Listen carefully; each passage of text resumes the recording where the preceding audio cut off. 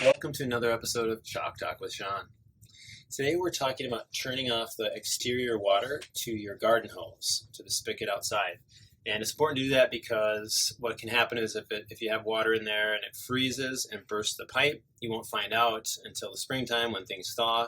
And then you've got pressure to that area and it's just going to spray water, especially if it happened in the middle of the night or when you're not home or something. So you want to make sure you turn those off. We found out the hard way when we didn't do this step a few years ago. Should have known better, been a homeowner for years, but apparently forgot to do that. And we found out when we heard water running one afternoon in the spring, and it was water leaking into our laundry area. So this right here is our water shut off to one of our exterior spigots.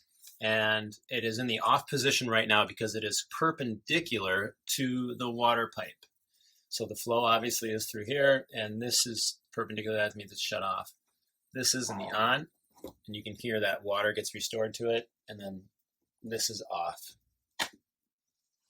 Hi, so this is the second part of, you want to bleed off your exterior water line and just make sure that there's not much water. You don't have to get like every drop out, but you just want to have the pipe under pressure, because if it's full of water is when you're susceptible to having a break. And so you also want to take care of your hoses and your garden tools that you use to water, because if the same thing can happen. If they're filled with water, they freeze, they're going to burst. Your garden hoses will be wrecked. I mean, most of you know this stuff, but it's really important just to get that spigot. So make sure that you're giving it a good drain off, and then I would just leave it open.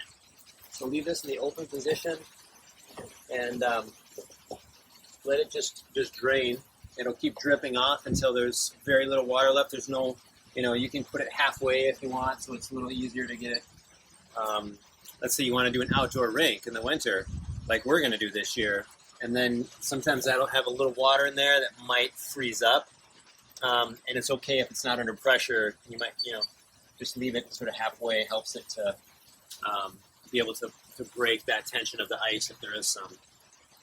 But leaving it open so that obviously it's not under pressure is the idea. All right, this has been another episode of Chalk Talk with Sean. Thanks for tuning in.